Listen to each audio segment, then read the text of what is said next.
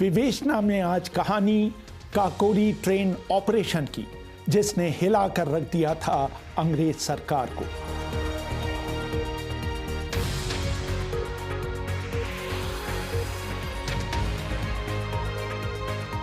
अभिवादन स्वीकार करिए रेहान फजल का।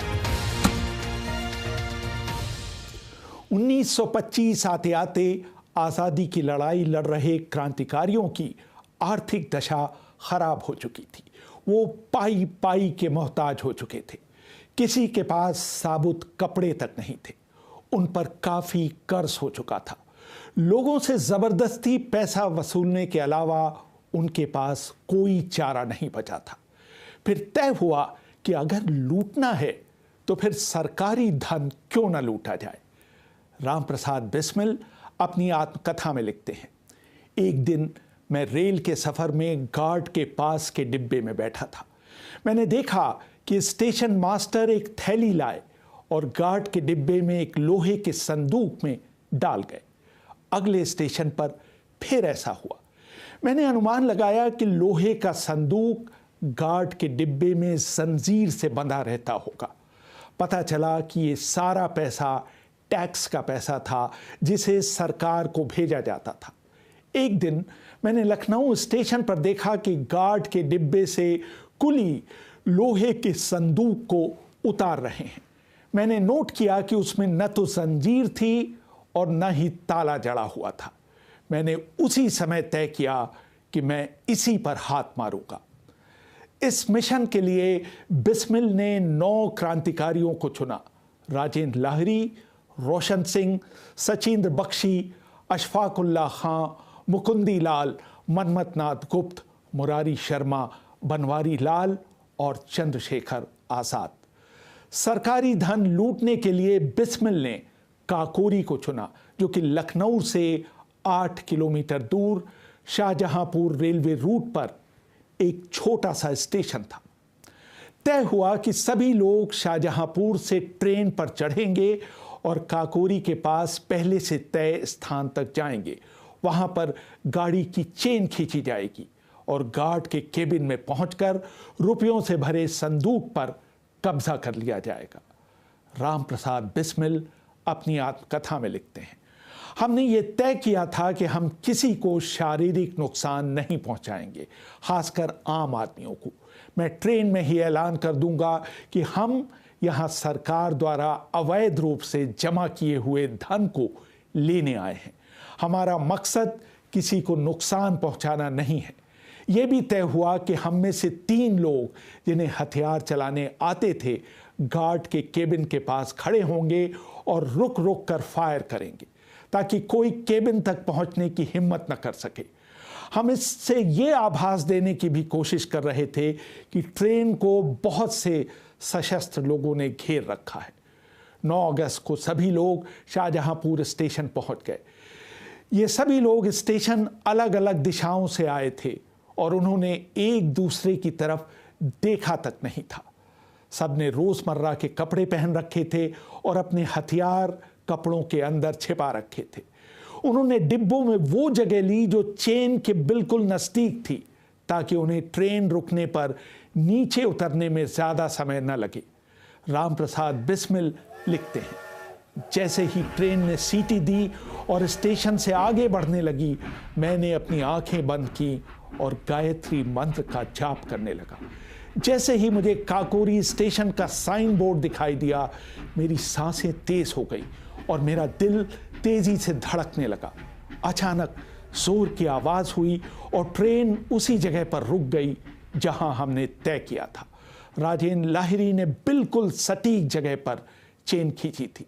मैंने तुरंत अपनी पिस्टल निकाल ली और चिल्लाकर कहा, शांत रहिए, डरने की कोई जरूरत नहीं है। हम सिर्फ सरकार से वो धन लेने आए हैं जो हमारा है। अगर आप अपनी सीट पर बैठे रहेंगे तो आपको कोई नुकसान नहीं पहुंचाया जाएगा। ट्रेन रोकने से पहले एक और ड्रामा हुआ। अशफाक, राजेंद्र लाहिरी और सचिंद्र बख्शी ने 2nd क्लास के टिकट खरीदे थे। सचिंद्र नाथ बख्शी अपनी किताब मेरा क्रांतिकारी जीवन में लिखते हैं, मैंने अशफाक से धीमे से पूछा, मेरा जेवरों का डिब्बा कहाँ है? अशफाक ने फौरन जवाब दिया, अरे वो तो हम काकोरी में भूल आए। जैसे ही उन्होंने ये कहा, मैं उठा और ट्रेन की चेन खींच दी। राजेंद्र लाहिरी ने दूसरी तरफ से चेन खींची। हम तीनों जल्दी से नीचे उतरे और काकोरी की तरफ चलने लगे। थोड़ी दूर चलने पर हमें ट्रेन का गार्ड दिखाई दिया। उसने पूछा, चेन किसने खींची है? फिर उसने हमें वहीं रुकने का इशारा किया। मैंने जवाब दिया, हम अपना जेवर का डिब्बा काकोरी में छोड़ आए हैं, हम उसे लेने जा रहे हैं। बख्शी आगे लिखते हैं, तब तक हमारे सारे साथी ट्रेन से उतरकर वहां पहुंच चुके थे। हमने आओ देखा ना ताओ अपनी पिस्तौलों से हवा में गोलियां चलाना शुरू कर दी। हमने चिल्लाकर लोगों को आगाह किया कि कोई ट्रेन से उतरने की जुर्रत न करे। तभी मैंने देखा कि गार्ड ट्रेन चलाने के लिए हरी बत्ती दिखा रहा है। मैंने उसके सीने पर पिस्टल लगा दी और उसके हाथ से बत्ती छीन ली। उसने हाथ जोड़कर कहा, मेरी जान बख्श दीजिए। मैंने उसे धक्का देकर जमीन पर गिराकर कहा, अपना मुंह घास की तरफ कर लेट जाओ। रुपयों से भरा लोहे का संदूक काफी भारी था। वो उसे लेकर भाग नहीं सकते थे, इसलिए उनके लिए ये जरूरी हो गया कि वो उसे वहीं तोड़ें। अशफाक सबसे बलिष्ठ थे, इसलिए वो उसे एक हथौड़े से तोड़ने लगे। जब कई प्रयासों के बाद वो कामयाब नहीं हुए तो उन्होंने कहा कि लगता है ताला अटक गया है, मैं कोई दूसरा तरीका निकालता हूं। सभी लोग अशफाक की तरफ रुकी हुई सांसों से देख रहे थे। तभी वहां एक ऐसी घटना हुई जिसने वहां मौजूद दसों लोगों की जिंदगी हमेशा के लिए बदल दी। 2 डिब्बे पहले ट्रेन का एक यात्री अहमद अली अपने डिब्बे से नीचे उतरा और गार्ड के केबिन की तरफ बढ़ने लगा। इन लोगों ने ये उम्मीद नहीं की थी कि कोई शख्स ऐसा करने की भी जुर्रत करेगा। दरअसल अहमद महिला डिब्बे की तरफ बढ़ रहा था जहां उसकी पत्नी बैठी हुई थी। क्योंकि ट्रेन रुकी हुई थी, उसने सोचा कि नीचे उतरकर पत्नी का हालचाल ले लिया जाए। उसको ये बिल्कुल अंदाजा नहीं था कि ट्रेन में क्या हो रहा है। बिस्मिल लिखते हैं, मुझे सारा माजरा समझने में ज़्यादा देर नहीं लगी, लेकिन मेरे दूसरे साथी चीज़ों का उतनी तेज़ी से आकलन नहीं कर पाए। मन्मथनाथ बहुत उत्साही थे, लेकिन उन्हें हथियार चलाने का अधिक अनुभव नहीं था। जैसे ही उन्होंने उस शख्स को केबिन की तरफ आते देखा, उन्होंने उसको निशाने पर ले लिया। मैं उनसे ये कहने ही वाला था कि हमारी तरफ आते शख्स से हमें कोई खतरा नहीं है। नर्वस मन्मथ ने अपनी पिस्टल का ट्रिगर दबा दिया। अहमद अली को गोली लगी और वो वहीं जमीन पर गिर गए। इस बीच अशफाक संदूक को तोड़ने में व्यस्त थे, लेकिन उन्हें कामयाबी नहीं मिल रही थी। अंततः बिस्मिल ने हथौड़ा संभाला और संदूक के ताले पर पूरी ताकत से वार किया। ताला टूटकर नीचे गिर गया। सारे रुपयों को निकालकर चादरों में बांधा गया। लेकिन इस बीच एक और मुसीबत आ खड़ी हुई। दूर से एक ट्रेन आने की आवाज सुनाई दी। सबको डर था कि सामने से आती हुई ट्रेन का ड्राइवर ये नज़ारा देखकर शक में न पड़ जाए और अपनी ट्रेन न रोक दे। इस बीच बिस्मिल अपनी लोडेड माउजर हवा में लहराते रहे। बाकी साथियों से उन्होंने अपने हथियार छिपा लेने के लिए कहा। अशफाक से उन्होंने अपना हथौड़ा नीचे फेंक देने के लिए कहा। वो ट्रेन पंजाब मेल थी। वो बिना रुके आगे बढ़ गई। पूरे ऑपरेशन के पूरा होने में आधे घंटे का समय भी नहीं लगा। इस डकैती का पूरे भारत पर जबरदस्त असर पड़ा।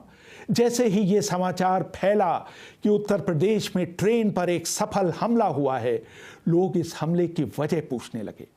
बिस्मिल लिखते हैं, जैसे ही लोगों को पता चला कि इस हमले में बहुत कम लोग शामिल थे और इसका उद्देश्य सिर्फ जमा किए गए कर को लूटना था, वो हमारे साहस से बहुत प्रभावित हुए। उन्हें ये बात भी पसंद आई कि हमने ट्रेन से सरकारी पैसे के अलावा कुछ भी नहीं लूटा था। भारत के अधिकतर अखबारों ने हमें देश का हीरो करार दिया। अगले कई हफ्तों में युवाओं में HRA की सदस्यता लेने की होड़ लग गई। इस घटना को लोगों ने एक साधारण लूट की तरह नहीं लिया। इसको एक ऐसी घटना के तौर पर लिया गया जिसने भारत में आज़ादी की लड़ाई को एक बड़े कैनवास पर स्थापित कर दिया। जगह छोड़ने से पहले सभी लोगों ने उसका पूरा मुआयना किया कि कहीं कोई चीज़ छूट तो नहीं गई है। इतनी मेहनत करने के बाद इस लोहे के संदूक से उन्हें सिर्फ 5,000 रुपए ही मिले। गोमती नदी के किनारे कुछ मील चलकर वो लखनऊ शहर में दाखिल हुए। मन्मथनाथ गुप्त ने अपनी किताब दे लिव्ड डेंजरसली में लिखा, हम चौक की तरफ से लखनऊ में दाखिल हुए। ये लखनऊ का रेड लाइट इलाका था जो हमेशा जागता रहता था। चौक में दाखिल होने से पहले आज़ाद ने सारे पैसे और हथियार बिस्मिल को सौंप दिए। आज़ाद और मुझे लखनऊ का कोई तजुर्बा नहीं था। हमें नहीं पता था कि हमें जाना कहाँ है। आज़ाद ने सुझाव दिया कि क्यों ना हम पार्क की बेंचों पर सो जाएं। आखिर हमने पार्क में ही एक पेड़ के नीचे अपनी आंखें मूंदने की कोशिश की। भोर होते ही चिड़ियां चहचहाने लगी और हमारी आंख खुल गई। जैसे ही हम पार्क से बाहर निकले, हमें अखबार हॉकर का शोर सुनाई दिया, काकोरी में डकैती, काकोरी में डकैती। हमने आंखों ही आंखों में एक दूसरे को देखा।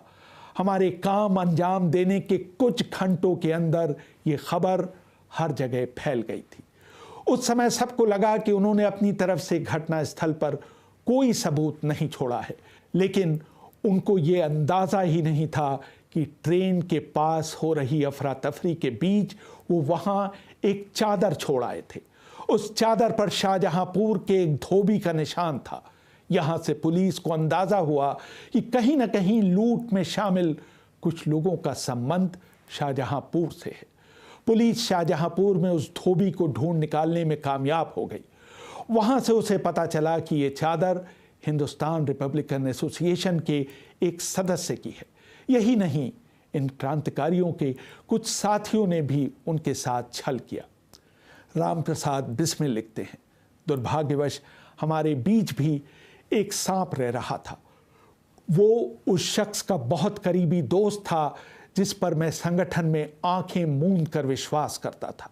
मुझे बाद में पता चला कि ये शख्स न सिर्फ काकोरी टीम की गिरफ्तारी ही नहीं, बल्कि पूरे संगठन को नेस्तनाबूद करने के लिए जिम्मेदार था। बिस्मिल ने अपनी आत्मकथा में इस शख्स का नाम नहीं लिया है, लेकिन प्राची गर्ग अपनी किताब Kakori the train robbery that shook the British Raj में लिखती हैं, बनवारी लाल भार्गव HRA के सदस्य थे। काकोरी डकैती में भी उनकी भूमिका हथियार सप्लाई करने की थी। बाद में चले मुकदमे में फांसी से बचने और सरकार द्वारा दी गई आर्थिक सहायता के एवज में वो सरकारी गवाह बन गए थे। सरकार ने काकोरी हमले में शामिल लोगों की गिरफ्तारी के लिए 5,000 रुपयों का इनाम रखा। इससे संबंधित इश्तेहार सभी रेलवे स्टेशन और थानों पर चिपकाए गए। काकोरी कांड के 3 महीने के अंदर एक एक कर इसमें भाग लेने वाले सभी व्यक्तियों की गिरफ्तारी शुरू हो गई। इस ऑपरेशन में सिर्फ 10 लोग शामिल थे, लेकिन 40 से अधिक लोगों को गिरफ्तार किया गया। अशफाक, रोशन सिंह, राजेंद्र लाहरी, बनारसी लाल और कई अन्य व्यक्तियों को गिरफ्तार कर लिया गया। सिर्फ चंद्रशेखर आज़ाद को पुलिस गिरफ्तार नहीं कर पाई। सबसे बाद में राम प्रसाद बिस्मिल गिरफ्तार हुए। कानपुर से छपने वाले अखबार प्रताप की सुर्खी थी, भारत के 9 रत्न गिरफ्तार। इस अखबार के संपादक थे गणेश शंकर विद्यार्थी। इन सब पर न सिर्फ डकैती बल्कि हत्या का भी मुकदमा चला। अप्रैल 1927 में मुकदमे का फैसला सुनाया गया। अशफाकुल्लाह खां, राजेंद्र लाहरी, रोशन सिंह और राम प्रसाद बिस्मिल को फांसी की सजा सुनाई गई। पूरे भारत में इसके खिलाफ प्रदर्शन हुए। मदन मोहन मालवीय, मोतीलाल नेहरू, लाला लाजपत राय, जवाहरलाल नेहरू और मोहम्मद अली जिन्ना इन क्रांतिकारियों के समर्थन में उतर आए। केंद्रीय असेंबली ने वायसराय से अपील की कि इनके मृत्युदंड को उम्र कैद में बदल दिया जाए, लेकिन उन्होंने इस मांग को ठुकरा दिया।